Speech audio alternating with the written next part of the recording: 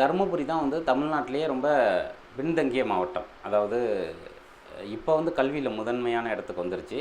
பட்டு இந்த இயற்கை வளங்கள் சுரண்டப்படுவது, வறுமை, அப்புறம் அந்த சாதிய வன்முறைகள் அதிகமாக நடக்கிறது, இப்படி எல்லா விதத்திலும் தமிழ்நாட்டில் பின்தங்கிய ஒரு மாவட்டமாக அது தொடர்ந்து இருந்துக்கிட்டே இருக்குது. ஸோ அதனால் இந்த படத்தில் வந்து நான் இந்தியாவுடைய ஒரு கிராமத்தை ரெப்ரசன்ட் பண்ணணும் அப்படின்னு விரும்பினேன். அதுக்காக தான் தருமபுரி முதல் விஷயம். இரண்டாவது விஷயம், அந்த கழிவறை பிரச்சனை இருக்குது பார்த்தீங்களா, அந்த படத்தில் காட்டப்படுற அந்த கதவு மாற்றி நடக்கிற ஊழல், இது எல்லாத்தையுமே நான் அங்கே தான் சந்தித்தேன். நான் ஒரு பயணத்தில் வந்து தருமபுரியில் தான் அந்த விஷயத்தை அவங்கள்ட்ட கேட்டு நான் தெரிஞ்சுக்கிட்டேன். ஸோ அதனால் இந்த 2 காரணங்களால் தருமபுரியில் பண்ணணும் அப்படிங்கிறது. மூன்றாவது இன்னொரு காரணம் இருக்குது. தருமபுரி மண்ணில் வந்து தமிழ் படங்கள் அதிகமாக எடுக்கப்பட்டதே இல்லை. என்னோடய சினிமா தான் நான் எடுப்பேன்னு சொன்னேன் இல்லையா, இதுதான் என்னோடய சினிமா. அதாவது பாடல்களோடு இருக்கிறது தான் என்னோடய சினிமா. அதனால் அதுலேயும் நான் வந்து காம்ப்ரமைஸ் பண்ணிக்கலாம். அது வந்து உங்களுக்கு இடையூறாக இருந்ததுன்னா அது என்னுடைய தவறு தான். நான் விரும்பக்கூடிய, ஏன்னா நான் பேசிக்காக வந்து இந்த தமிழ் லேண்டோடைய ஒரு கல்ச்சராக இசையை பார்க்குறேன். இந்த வேர்ல்டு மூவிஸ்க்கும் நமக்கும் என்ன அப்படின்னா, இங்கே வந்து பாட்டுங்கிறது நம்மளுடைய எல்லாத்துலேயுமே கலந்துருக்கு. நம்முடைய ஒரு சாவாக இருக்கட்டும், கல்யாணமாக இருக்கட்டும், எல்லாத்துலேயுமே பாட்டுங்கிறது நமக்குள்ளே இருக்குது. ஸோ அதனால் நான் அதுலேருந்து ரொம்ப வந்ததுனால பர்சனலாகவும் நான் ரொம்ப மியூசிக்கலான ஒரு நான் என்னோடய எல்லா ட்ராவல்லையுமே மியூசிக்காக தான் நான் பார்க்குறேன். அப்படி தான் மியூசிக்கை பற்றி நான் தொடர்ந்து ஒரு பெரிய ரிசர்ச் பண்ணிட்டேன். எனக்கிட்ட ஒரு பெரிய லைப்ரரியே இருக்குது. உங்களுக்கு இந்த மியூசிக் சம்மந்தப்பட்ட வேறு விதமான விஷயங்கள் ஏதாவது கான்டெம்ப்ரரியாக வேணும்னா நீங்கள் என்னை எப்போ வேணாலும் தொடர்பு கொள்ளலாம். என்னால் முடிஞ்ச அளவு உங்களுக்கு என்னால் இது பண்ண முடியும். அப்படி ஏன்னா ஒரு ஜிப்சி லைப்ரரியை க்ரியேட் பண்ணி வச்சுருக்கேன். அதனால் எனக்கு பர்சனலாக மியூசிக் மேலே இருக்கிற ஈடுபாடுனால தான் நான் வந்து பாடல்களை பயன்படுத்துகிறேன். ஒன்று. இரண்டாவது, நீங்கள் பாடல்களை எடுத்து பார்த்தீங்கன்னா, இப்போ ஜோக்கரில் இருக்கக்கூடிய பாடல்களை எடுத்து பார்த்தீங்கன்னா, அந்த பாடல்களை நீங்கள் மிஸ் பண்ணிங்கன்னா கதை உங்களுக்கு புரியாது. எல்லா பாட்டுமே கதையாக தான் இருக்கும். நீங்கள் முதல் பாட்டை எடுத்துக்கிட்டிங்கன்னா அது அவங்களுடைய போராட்டங்களை எல்லாம் சொல்லக்கூடியதாகவும், அவன் மனைவியை அவன் பார்த்து கொள்ளக்கூடியதாகவும், ஆனால் அடுத்த கட்டமாக போகும். இரண்டாவது பாட்டு எடுத்துக்கிட்டிங்கன்னா, அந்த ஜாஸ்மின் சாங் பார்த்திங்கன்னா, அவன் மீது அவள் எவ்வளோ காதல் வச்சுருக்கிறான், அவன் போய் எவனெல்லாம் ட்ரை பண்ணுறாங்கிறதா தான் இருக்குமே தவிர வீணான காட்சிகள் நிச்சயமாக இருக்காது. அது வந்து மாண்டேஜ் சாங். அதை போல குடிச்சையில் மிக முக்கியமாக அவள் எப்படி டாய்லெட் கட்ட முடியாமல் அவள் ப்ரெக்னென்ட் ஆகி ஒரு பெரிய காலகட்டத்தை ஒரு பாட்டிலே நம்ம கிராஸ் பண்ணிடுவோம். அந்த மிலிட்ரி செத்து போகிற எல்லாமே பாட்டுக்குள்ளே சொல்லிடுவேன். ஸோ அதனால் பாட்டுங்கிறத நான் கதையுடைய அடுத்த நகர்வுக்கு பயன்படுத்திக்கிறேன். ஸோ என்னுடைய படங்கள். ஸோ அதனால் எனக்கு பிடிச்சது விருப்பங்கிறதுனால அதை கதைக்கு பயன்படுத்திக்கிறேன். அது இடையூறாக இருக்குதுன்னு நினச்சிங்கன்னா நிச்சயமாக அது என்னுடைய தவறு தான். ஸோ அதே மாதிரி தான் இந்த ஜோக்கரில் பாடின எல்லாருமே ப்ரொஃபஷனல் சிங்கர்ஸ் கிடையாது. சொல்லப்போனால் யாருமே கிடையாது. ஷான் ரோல்டனும் அவருடைய ஒய்ஃப் மட்டும்தான் ப்ரொஃபஷனல் சிங்கர்ஸ். மற்ற எல்லாருமே வந்து இது வரைக்கும் சினிமாவுக்கு வராத அந்த என்னங்க சார் சட்டம் பாடினது 2 பேர். ஒருத்தர் அறந்தை பாவா அப்படின்னு, அவர் வந்து தமிழ்நாடு முழுக்க ஒரு 1000 மேடைகளுக்கு மேலே அரசியல் மேடைகளில் பாடுறவர். இந்த சொல்ல வருகிற செய்தி வந்து, அவன் மனப்பிறழ்வு, அவன் வந்து ஒரு பைத்தியம் அப்படின்னு நாம் நினச்சிட்டு படத்தோட இறுதியில் வந்து அவன் இல்லை பைத்தியம், நம்ம தான் பைத்தியம்னு நம்ம உணரணும். இதுதான் கதையோடைய பேஸ் லைன். அதனால அவரை நான் அப்படி மனப்பிறழ்வாக காட்ட வேண்டியிருந்தது. ஒன்று. இரண்டாவது, அதுக்குள்ளே இன்னராக இருக்கக்கூடிய விஷயம் என்னென்னா, இங்கே உண்மையாக நடந்துக்கிறவங்க, உண்மையாக பேசுகிறவங்க எல்லாருமே மனப்பிறழ்வாக நமக்கு தோற்றம் கொடுக்குறாங்க அப்படின்னு ஒன்று இருக்கு இல்லையா. இந்த கான்டெம்பரரி சொசைட்டியில் வந்து யாராவது உண்மையாக நடந்த பைத்தியக்காரன்டா அப்படின்னு சொல்கிறோம்ல, லஞ்சம் வாங்காதவங்கள பார்த்து இன்னும் பைத்தியக்காரனாக இருக்கான்னு சொல்கிறோம். அப்படியான மனநிலை அதிகரிச்சிருச்சு இல்லையா, அதை சொல்கிறதுக்காக அதை நான் மனப்பிறழ்வாக காட்டினேன். மூணாவது இன்னரான ஒரு விஷயம், இது வந்து வெளியில் சொல்ல முடியாது, நீங்கள் ஸ்டூடெண்ட்ஸுங்கிறதுனால சொல்கிறேன். அப்படி மனப்பிறழ்வோட பெரிய அரசியலை பேசுகிறதுக்கான ஒரு ஸ்பேஸ் அங்கே இருக்குது. புரியுதா உங்களுக்கு? அவன் வந்து அப்படி மனப்பிறழ்வோடு வந்து அவன் என்னன்னாலும் பேசுகிறதுக்கான ஒரு அட்வான்டேஜ் ஒரு படைப்பாளியாக நம்ம எடுத்துக்க முடியும் அப்படிங்கிறது இருக்குது. நாலாவதாக இன்னொரு விஷயம் இருக்குது. எனக்கு வந்து பர்சனலாக வந்து லைஃப் இஸ் பியூட்டிஃபுல்லோடைய டைரக்டர் கம் ஆர்டிஸ்ட் இருக்கார் இல்லையா, அவர் வந்து சார்லி சாப்ளினுடைய ஒரு நீட்சியாக தான் நான் நினைக்கிறேன். அவரை வந்துட்டு ஸோ அவர் அந்த ஒரு இது எனக்கு இருக்குது. ஸோ எப்படி சொல்கிறது அப்படின்னா, நம்ம தொடர்ந்து நம்ம ஹீரோக்களை வந்து ரொம்ப வீரமானவங்களாகவும் ரொம்ப இதாகவும் சித்தரிச்சுக்கிட்டே இருக்கும். புரியுதா உங்களுக்கு? ஒன்று வீரம் உள்ளவனவங்களா அல்லது ரொம்ப ஒழுக்கமானவங்களா. ஹீரோ அப்படிங்கிறதுக்குள்ளே அதை உடைச்ச படங்கள் இருக்குது, அதெல்லாம் நிறையா இருக்குது. பட் ஆனால் பெரும்பாலும் ஒரு 80% வந்து நம்ம ஹீரோ அப்படின்னா சொல்லப்போனால் அந்த உடைத்த படங்களில் கூட ஹீரோவுக்குன்னு சில இலக்கணங்கள் இருந்துக்கிட்டே இருக்கும். அப்படி அல்லது ரொம்ப வில்லனாக இருக்கணும் ஹீரோ அப்படிங்கிறது. உண்மையாக இப்போ முக்கியமாக உங்களுக்கு சொல்கிற ரொம்ப இன்னோசென்ட்டான அல்லது ரொம்ப நல்ல தன்மை உள்ள ஒருத்தவனை நம்ம ஹீரோவாக பெரும்பாலும் காட்டுவதே இல்லை. அவன் எப்படி நல்லவனாக இருக்கான் அப்படின்னா, நல்லவனாக இருக்கிறதே ஹீரோவாக காட்டுறது அபத்தம். அது இயல்பாகவே அவன் நல்லவனாக இருக்கான் அப்படிங்கிறது. அதான் அந்த லைஃப் இஸ் பியூட்டிஃபுல்லையும் சரி, ஸ்னோ அண்ட் டைகர்லேயும் சரி, அவருடைய அடுத்த படத்துலையுமே அந்த நல்ல தன்மை வந்து ரொம்ப இயல்பாக இருக்கும். ஒரு நார்மல் பீப்புள் அவனுக்கான இன்னசென்ஸோடு வாழ்ந்துக்கிட்டு இருக்கிறான் அப்படிங்கிற ஒன்று இருக்குது இல்லையா? ஸோ அதை வந்து காட்டணும்னு நான் விரும்பினேன். அவனுடைய இன்னோசென்ஸிலேருந்து வரக்கூடிய ஒரு பொலிட்டிக்கல் இருக்குது பார்த்தீங்களா? பொலிட்டிக்கல்ங்கிறது நம்ம பிறக்கும்போதே வீரமானலாம் பிறக்கிறது இல்லையா? வாழ்க்கையோடைய போக்கில் அவனுடைய இன்னோசென்ஸிலேருந்தே ஒரு பொலிட்டிக்கல் வந்து அவனுக்கு பிறக்குது அப்படிங்கிறத காட்ட விரும்பினேன். அதனால தான் அந்த ஹீரோ அப்படி வடிவமைச்சது. இந்த மன்னன் கேரக்டரில் அப்போ லைஃப் இஸ் பியூட்டிஃபுல்லாக இருக்குது பார்த்தீங்களா? அந்த கேரக்டருடைய பிஹேவியர், அவன் எப்படி தன் பையனை வந்து கன்வின்ஸ் பண்ணிகிட்டே இருப்பான். அந்த மாதிரி இவர் இந்த படத்தில் இவர் இஸ் வெரி கன்வின்ஸ்டு. அதாவது அவருடைய ரோல் வந்து ரொம்ப கன்வின்ஸ்டாக இருப்பார். அவர் பண்ணுறது என்னமோ கரெக்டாக இருப்பார். இது பண்ணிங்களா, அது பண்ணிங்களா, அது பண்ணிங்களா. ஆமாம் ஆமாம் ஆமாம். அதை இது எல்லாமே ஒரு அளவில் அந்த இது என்னென்னா, இதெல்லாம் ஒரு இன்ஸ்பயர். நம்ம வந்துட்டு நம்ம பார்க்குற ஆர்ட்லேருந்து இருக்கக்கூடிய இன்ஸ்பயர். அதை தாண்டி அந்த மன்னன் கேரக்டருக்கான உண்மைத்தன்மை ஒரிஜினலாக நான் பார்த்த விஷயங்கள் இருக்குது. ஒரிஜினலாக அப்படிப்பட்ட மனிதர்கள் நான் பார்த்துருக்குறேன். அதுதான் அடிப்படை. அந்த கேரக்டர் உருவாக்குறதுக்கு அடிப்படை வந்து ஒரிஜினலாக நான் பார்த்த ஆட்கள் தான். அப்படி ஒரு ஆளையே நான் பார்த்தேன். அதை வச்சு தான் இதை பின்ன. அப்படி நிறைய பேர் ஊர் நீங்கள் பார்த்தீங்கன்னா ஊர்களில் இருப்பாங்க. அப்படி நினச்சிக்கிட்டு வேறு மாதிரியான ஆக்டிடியூடில் இருப்பாங்க. அப்படி பார்த்ததுலேருந்து இது பண்ணது. பட் இந்த விஷயங்கள்லாம் நம்ம பண்ணும்போதே அதுக்குள்ளே வந்து தானாக சேர்ந்துக்கும்.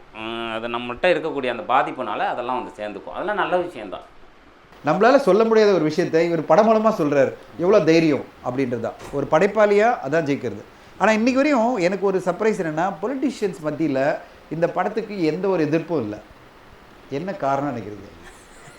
இல்லைல்ல, நான் என்ன எதிர்பார்த்தேன்னா, நானும் பிரபுவும் பேசிட்டே இருக்கும்போது ப்ரொடியூசரும் எனக்கு பயம் இருந்துகிட்டே இருந்தது. ஏன்னா முகமது துக்ளக் வரும்போது மிகப்பெரிய லெவலில் ஒரு ஆப்போசிஷனு, பெரிய கான்ட்ரவர்சிலாம் இருந்தது. அமைதிப்படைக்கு இல்லை, ஏன்னா அது வந்து சட்டைரிக்கலாக போச்சு. பட் ஆனால் இது வந்து ஒரு கான்டெம்பரரி இஷ்யூவை சகட்டு மேனிக்கு அடிதடி எல்லாரையும் போட்டு தாக்கிட்டு பார்ட்டி எல்லாம் கிடையாது. இது வந்து எந்த பொலிட்டிக்கல் பார்ட்டி கிடையாது. சென்ட்ரல் கவர்மெண்ட் ஆரம்பிச்சு ஸ்டேட் கவர்மெண்ட் வரையும் இருக்கிற எல்லா ஆஃபீஸிலும் போட்டு தாக்கியாச்சு. But still everybody is mum about it. என்ன விஷயம்? எனக்கு என்ன தோணுதுன்னா, இது சென்சார்லேருந்தே இப்படியான ஒரு விஷயம் இருந்தது. பட் சென்சாரில் ரொம்ப க்ளீனாக யூ சர்டிஃபிகேட் கொடுத்துட்டாங்க, அப்ரிஷியேட் பண்ணாங்க. அதன் பிறகு சார் சொல்கிற மாதிரி பொலிட்டீஷியன்ட்டேருந்து எந்த எதிர்ப்புமே வரல அப்படிங்கிறது எனக்கு என்ன பர்சனலாக தோணுதுன்னா, இந்த படத்தை பார்த்த பிறகு இந்த படத்தை பற்றி எதிராக ஏதாவது நம்ம செய்தோம்னா அது அவங்களுக்கே அது நெகட்டிவாக போகும் அப்படிங்கிற ஒரு தன்மையை இந்த படம் ஏற்படுத்தியிருக்குன்னு நான் நினைக்கிறேன். அனாவசியமாக நம்ம வந்து உசுபேதி. ஆமாம், அது பாட்டு போயிட்டோம். ஆமாம், இது வந்து அப்படியே போயிட்டோம். ஏன்னா இதில் இந்த படம் முடியும் போது ஒரு கில்ட்டு, ஒரு குற்ற உணர்ச்சியை ஏற்படுத்துது நம்புகிறேன் இந்த படம். ஸோ அதனால் அது வந்து அவங்கள ஐயோ இதில் போயிட்டு திருப்பி இதை வந்து பெருசாக்கி இதை நம்ம அதிகப்படுத்திட வேணாம் அப்படிங்கிற ஒன்று. ஏன்னா இந்த படத்தை பற்றி யாராவது விமர்சனம் செய்தால் அவர்களை நோக்கியே வந்து ஏன் விமர்சனம் பண்ணுறேன்னு கேட்கக்கூடியவர்களாக நிறைய பேர் மாறி இருக்காங்க. நான் வந்து நிச்சயமாக விமர்சனம் பண்ணணும், அதில் வந்து எனக்கு பர்சனலாக இது இல்லை. அப்படியான ஒரு தன்மையை இந்த படம் வந்து மக்களிடம் வந்து பார்த்தவங்கள்ட்ட ஏற்படுத்தியிருக்கிறது அப்படின்னு நினைக்கிறேன். ஸோ அதுதான் முக்கியமான காரணமாக இருக்கும்னு நம்புகிறேன். தொடர்ந்து நம்மளோட இந்த மாதிரியான அரசியல் படங்கள் வந்து பெரிய நம்பிக்கைகளை உங்களுக்கு கொடுப்பதாக நினைத்து கொண்டு ஒரு தவறான நம்பிக்கைகளை விதைத்துக்கிட்டே இருக்குது. என்ன அப்படின்னா, சமூகத்தில் என்ன நடக்குதுங்கிறதுக்கு எதிரான படமாக அது மாறிடுது.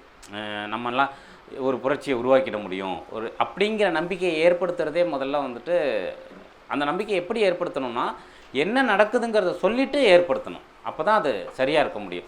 அதனால தான் படத்தில் வந்து அவர் வந்து அப்படி டெத்து ஆன பிறகு அடுத்த காட்சியில் வந்துட்டு அந்த மூராயா வந்து யார் பைத்தியங்கிற ஒரு விஷயத்த சொல்கிறாரு. அதற்கும் அடுத்த காட்சியில் வந்து நாளைக்கு போராட்டம் தொடங்கும் அப்படின்னு அந்த பெண் சொல்லுது.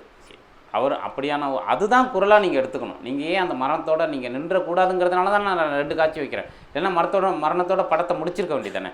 நான் அடுத்த காட்சி வரும்போது இது நடக்குது இந்த சமூகத்தில். அதிகாரம் வந்து காமெடியாக நினச்சிக்கிட்டே இருக்கிற ஒருத்தவன் அவனால் சில விஷயங்கள் தனக்கு எதிராக அந்த ஆட்டுக்குட்டிக்கு தீர்ப்பு வர்றதோ அப்படியான விஷயங்கள் நடக்கும்போது அதை கூட அதிகாரத்தால் பொறுத்துக்க முடியாது. அவங்க வந்து அப்படி இது பண்ணுவாங்க ஒன்று. ஏன்னா இன்றைக்கி தமிழ்நாடு முழுக்க மணல் லாரியை அடித்து இப்படி செத்தவர்களின் எண்ணிக்கை ஒரு லிஸ்ட்டு இருக்குது.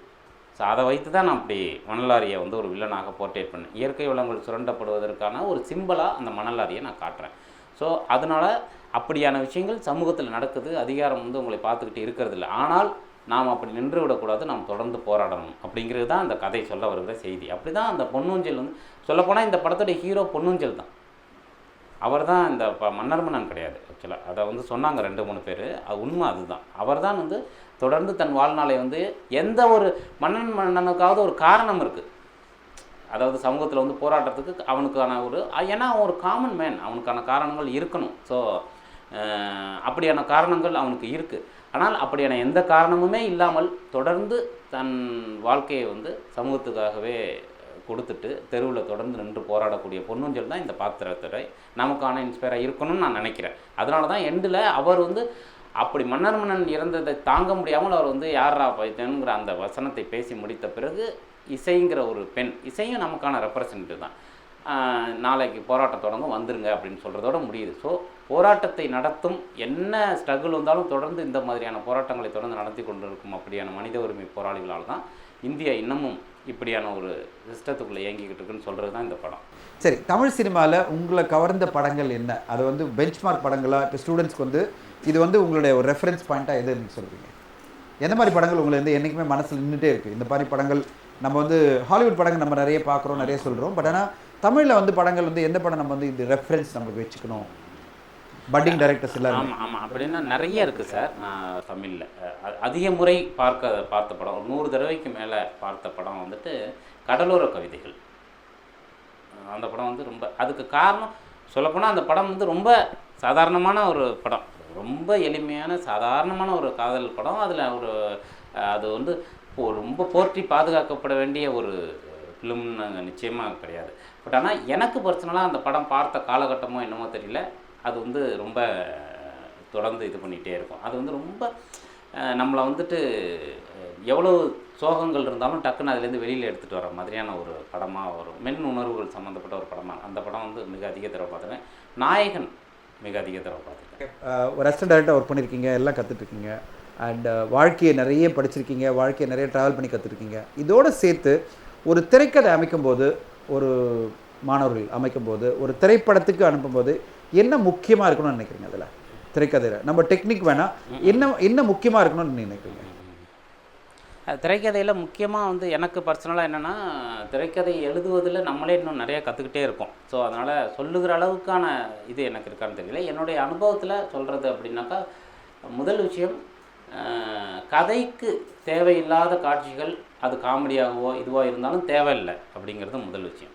சில விஷயங்கள் என்னென்னா காட்சியாக ரொம்ப நல்லாயிருக்கும், ஒரு இடத்துக்கு வந்துடும், நம்ம பார்த்ததோ கேட்டதோ ஏதோ ஒன்று வச்சுருவோம். பட் ஆனால் கதைக்கு அது தேவை இருக்காது. ஸோ கதைக்கு தேவையில்லாத ஒரு காட்சியை வந்து உள்ளேயே கொண்டு வர வேண்டியதில்லை, ஒன்று.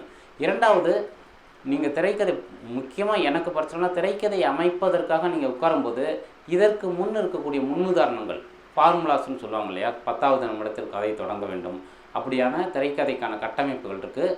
அதுக்கு எதிராக எழுதுங்க அப்படின்னு சொல்கிறேன். நாங்களே அதான் சொல்கிறோம், ஃபஸ்ட்டு திரைக்கதை கற்றுங்க, அப்புறம் பிரேக் பண்ணுங்க சொல்லுங்கள். கரெக்ட், அதுதான். ஆமாம், திரைக்கதையை நல்லா கற்றுக்கிட்டு அதை பிரேக் பண்ணுங்கள், அதான் உண்மை. ஆமாம், உங்களுக்கான கதையை நீங்கள் எழுதுங்க. அதனால் எனக்கு பர்சனலாக ஒரு பழக்கம் இருக்குது, அது நான் உங்களுக்கு சொல்கிறேன். முதல் தடவை எழுதும்போது திரைக்கதையாக எழுதாதீங்க, கதையாக எழுதுங்க. அதாவது ஒரு நாவல் ஃபார்ம் இருக்குது பார்த்தீங்களா, நாவலோ சிறுகதையோ ஷார்ட் ஸ்டோரி இருக்குது பார்த்தீங்களா, ஒரு கதையை நீங்கள் 2 மணி நேர கதையை ஒரு ஷார்ட் ஸ்டோரியாக எழுதுங்க, நிச்சயமாக எழுத முடியும். அது ஒரு 10 பக்கத்துலேயோ 15 பக்கத்துலேயோ ஒரு சிறுகதை எழுதுங்க. சிறுகதை எழுதி இப்படி வந்துட்டு ஒருத்தன் வந்தான், அவன் இங்கே வந்து பண்ணான், இப்படி பண்ணான், இப்படி போணுச்சு அப்படிங்கிறத ஒரு சிறுகதையாக எழுதி முடிச்சுட்டு அதன் பிறகு அதை திரைக்கதையாக விரிவாக்குனீங்கன்னா அதில் உங்களுக்கு தேவையில்லாத விஷயங்கள் எல்லாம் அதுவாகவே போயிடும்னு நான் நினைக்கிறேன். இது வந்து எனக்கு நான் ஃபாலோ பண்ணுற ஒரு விஷயம். அது உங்களுக்கு முடிஞ்சால் அதை பண்ணி பார்க்கலாம். Vijay and me could have been used in a better way. ஒரு நல்ல காம்பினேஷன் வேஸ்ட் பண்ணிட்டாருன்னு ஒரு ஃபீலிங்.